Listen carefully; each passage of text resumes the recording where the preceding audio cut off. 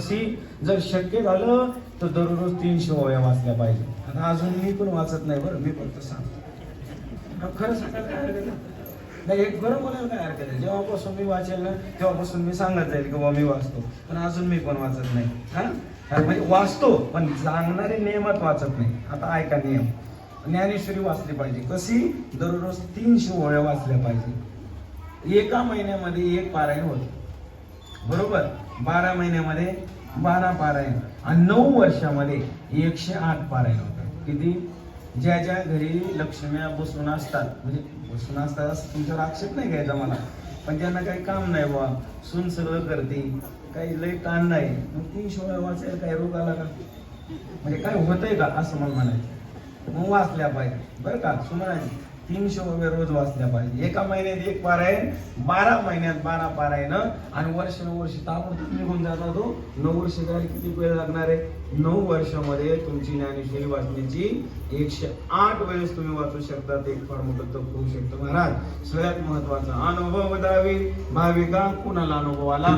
आळंदीमध्ये एक आजी होत्या, अखंडानंद स्वामी, आमचे श्री गुरु डॉक्टर बाबा यांचे गुरु. त्यांच्याकडे ती म्हातारी यायची आणि म्हणायचे, ए बाबा आनंदा मला शिकव. आता मोठी होती म्हातारी, अधिकार होता, म्हातारी मोठीच असते. लक्षात येते तुमच्या? हा ठीक आहे. म्हातारी महाराज आनंदा शिकव. आणि मग डॉक्टर बाबा त्यांच्याकडे सेवा करायला जायचे आनंदाश्रम स्वामीची. आणि मग त्यांनी सांगितलं, महाराजांनी सांगितलं स्वामीने, हे डॉक्टर आता मी त्यांचं बोलतो बरं का, माझी तशी पात्रता नाही पण गादीचा अधिकार आहे. डॉक्टर शिकव म्हणे म्हातारीला. मग डॉक्टर बाबा शिकवायचे. ओ आ ई ई उ ऊ शब्द लक्षात घ्या बरे. मी काही शिकवत नाही तुम्हाला, पण सांगायला लागलो. हे असे सगळे 12 अक्षर शिकवले महाराज. आणि रोज ती आजी यायची आणि डॉक्टर बाबा तिला विचारायचे, आजी काल काय आपण शिकलो सांगा. म्हातारी म्हणायची, काल काहीच नाही शिकलो. असे 6 महिने गेले. आता डॉक्टर बाबा कदरले ना, काय शिकवू या म्हातारीला, रोज शिकवायला लागलो, जमत नाही, काही समजत नाही म्हणले. बर मग त्यांनी स्वामींना सांगितलं, म्हणजे स्वामी आजीच्या काही ध्यानात राहत नाही, आता मी कौरव शिकवणार आहे. मी 6 महिने आजीला, पण आजीला अ सुद्धा काढता येत नाही. मग काय करावं म्हणे. बर आजीला बोलवून घेतलं. म्हणजे आजी एक काम करायचं, सकाळी 3ला उठायचं. म्हणजे बर पहिले इंद्रायणीचं स्नान करायचं. म्हणजे ओके. नंतर आळंदीची प्रदक्षिणा करायची मोठी. म्हणजे बर आणि मंदिरात जाऊन ज्ञानेश्वरी घेऊन बसायचं आणि प्रत्येक ओळी फक्त बोट फिरवायचं आणि माऊली माऊली माऊली माऊली माऊली माऊली माऊली म्हणत राहायचं. महाराज असा प्रयोग आजीने 6 महिने केला. आणि 6 महिने झाल्यानंतर आजीच्या तोंडातून ऑटोमॅटिक शब्द बाहेर पडायला लागले. ओम नमो जी अध्याय, वेद प्रतिपाध्याय, जय जय स्वसंवेद्याय, आत्मरूपा देवा तुझी गणेशू, सकलात्मती प्रकाशू, म्हणे निवृत्ती दासू अवधारी तुझी. ही ज्ञानेश्वरी आजीला वाचता यायला लागली. आजीला एवढा आनंद झाला की आजी त्या मंदिरात उठून उभी राहिली, ज्ञानेश्वरी डोक्यावर घेतली आणि आजी नाचू लागली. मला ज्ञानेश्वरी वाचता यायला लागली. आणि आजीने जाऊन स्वामीचं डॉक्टर बाबांचं दर्शन केलं. अनुभव दावी भाविका अशी कितीतरी लोक आहेत. आमच्या माईला सुद्धा अजिबात लिहिणं नाही. माझे वडील, मी प्रत्यक्षात सांगतो, अजिबात लिहिणं नव्हतं. हो यांची मामा यांना माहिती आहे माझ्यापेक्षा, बरोबर?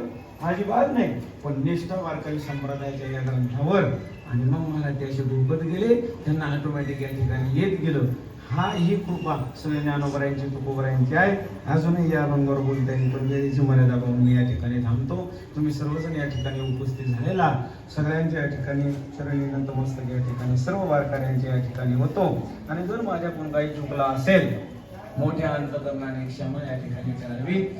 एवढंच नाही तर तुम्ही एवढे हुशार लोक आहे माझ्या.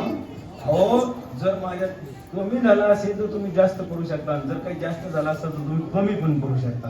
ज्ञानोबरांच्या भाषेत सांगतो, तरी निवडते पुरते आज इथं ते सरते करून घ्यावे तुमते विनवी तसे या नियमाप्रमाणे झालेली सेवा ज्ञानोबरांच्या चिन्हे पांडुरंगाच्या चिन्हे समर्पित करतो.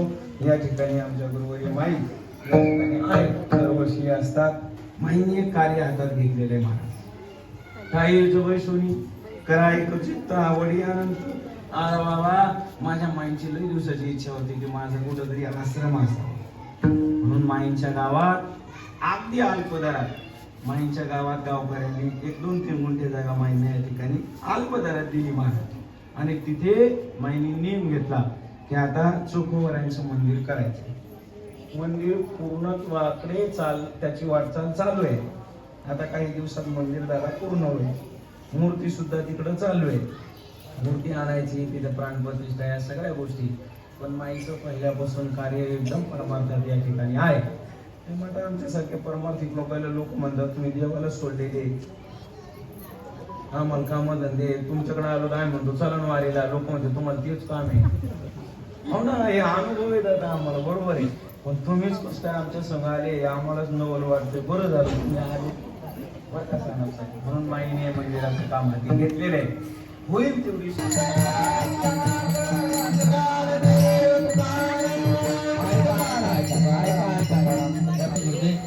आज आमचा खराच आमचा दुपारी विषय झाला की खेडेगाव किंवा शहरामध्ये एक जरी माणूस आला आणि त्याला चहा करायचं म्हणलं तर बाईचा चेहरा वेगळाकडे होतो. परंतु या ठिकाणी आमच्या या भागामध्ये राहणारे सगळे लोक माऊली आली म्हणल्यानंतर, वारकरी आल्या म्हणल्यानंतर माऊली आपल्या दारात आलेली. तुम्हाला आम्ही मनुष्य म्हणून बघत नाही, तुम्ही एक माऊलीचे एक वारकरी आणि माऊलीचे भक्त आहात हे आम्ही तुमच्याकडे बघतो. आणि ती शक्ती आम्हाला हे करायला कामे. मी एकटं तर काहीच करू शकत नाही, पण मला भरपूर मदत आहे. माझे कुटुंब आहे, माझे बंधू आहेत, पुतणे आहेत, मेवणे आहेत, चालले, त्यानंतर जावई आहेत, त्यानंतर माझे सहकारी आहेत योगा सोसायटीतले ओवले साहेब आहेत, जाधव साहेब आहेत, ॲडव्होकेट आहेत. काल स्वतः ॲडव्होकेट असून काल वाढत होते. त्यानंतर काकंडे साहेब आणि सगळं म्हणणं अनासकर साहेब आहेत. बाकीचे सुद्धा आमच्या मित्र जो मुलगा आहे प्रदीप, त्याचे मित्र व्यापारी आहेत सगळे. या ठिकाणी पुणे शहरातून व्यापारी सुद्धा वेगवेगळे येऊन गेलेले आहेत. आणि आता काही कार्यकर्ते महाराजांचा सत्कार करतो मी.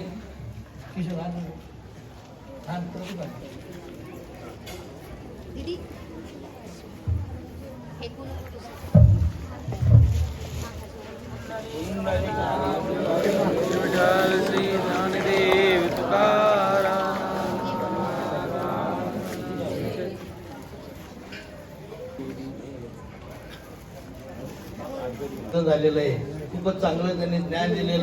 त्याला वाकायची सवय नसती, पण महाराजांनी एकदम नमस्काराचं महत्व काय आहे, काय होऊ शकतं ते पण सांगितलेलं आहे.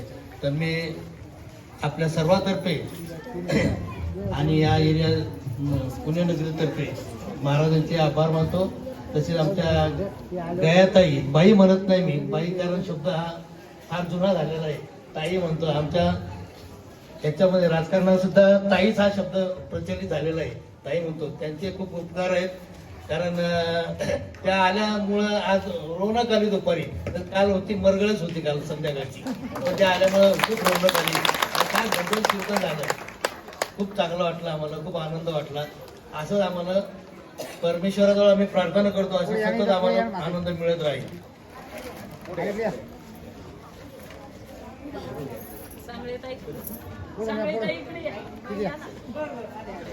असेच थांबा.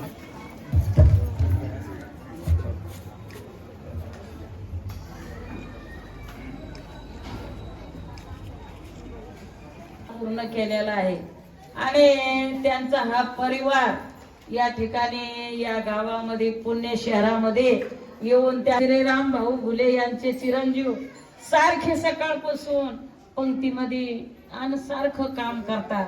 त्यांना काम करण्याची गरज नाही, पण भाऊचं काम आता त्यांच्या चिरंजीवापेक्षा हे जे नाईक आहेत ना, हे नाईक जास्तीत जास्त त्या मुलापेक्षा अतिशय आवडीचे आहे. आणि त्या नाईक आमच्या भागातले, लोणार भागातले असून सण्या, पण नायकाचं कौतुक म्हणजे खरंच भाऊला आहे. आणि ते सुद्धा उजवा हात आहे भाऊचा, सर्व सहकार्य करण्याकरता. मी उतरले की लगे माझा भाऊ तिथं लगे उभा गाडी घेऊन सण्या. अशी जे त्यांचे सहकार्य खरोखर भाऊच्या आणि कार्याला सहकार्य करतात, त्यांना खूप खूप माऊली आयुष्य देव. आणि अनेक अनेक आमचे रामदास महाराज सरकटे. आता माझं काय झालेलं आहे की वयीच्या मानानं मी जरा थोडस आता म्हणलं भाऊ तुम्ही तरुण ताट आणि द्याला आमचे जगन भाऊ आम्ही एका 12 गाव मंडळातलेच आहेत. साहेबराव पुकाळे भाऊला माहित आहे आणि वाघ गुरुजी यांचेच आम्ही सर्व लेकर आहे. 2 दिंड्या म्हणायचं कामच नाही. सोमठाणा असो, सरकटे बजर असो, देवखेडा असो, एकाच झाडाचे फळ आहेत आणि आंब्याचेच आहेत, मात्र लिंबाचे नाहीत. म्हणून आमचे सर्व काही वारकरी आलेले मंडळ हे यांच्यातर्फे सर्वांचा आशीर्वाद भाऊच्या सर्व कुटुंबांना सहकार्यांना असावा असं माऊली चरणी प्रार्थना करून मी थोडं 2 शब्द थांबवते. आणि माझ्या तरी इच्छा असेल, आमच्या शांताबाई जाधव बुलढाण्याहून येऊन त्यांना 1000 रुपये दिले. कौसाबाई मेंढगाव यांना सुद्धा 500 रुपये मंदिरासाठी दिले. ज्यांना कोणाला इच्छा असेल देण्याची, आग्रह म्हणून नाही, पण देण्याची इच्छा असेल तर देऊ शकता. याला कारणीभूत आहेत आणि वाघ गुरुजीने आम्हाला मार्ग दाखवलेला आहे. तर वाघ गुरुजीच्या बरोबर जे जगन शिंदे महाराज सोमठाणा आणि गणेश महाराज यांनी सुरू केलेलं आहे. 29 वर्षे आले ते कंटिन्युअस या ठिकाणी सेवा आम्हाला करायला चान्स देतात, संधी देतात. त्याबद्दल तर मी त्यांचे आभारच मानतो. आणि जगन शिंदे हरिभक्त परायण जगन शिंदे महाराजांचं या ठिकाणी सत्कार करावा असं मी जाहीर करतो. माफी मागतो आणि अशीच भविष्य काळात आम्हाला हयात आहे तोपर्यंत सेवा करण्याची संधी मिळावी अशी मी या ठिकाणी परमेश्वर चरणी प्रार्थना करतो.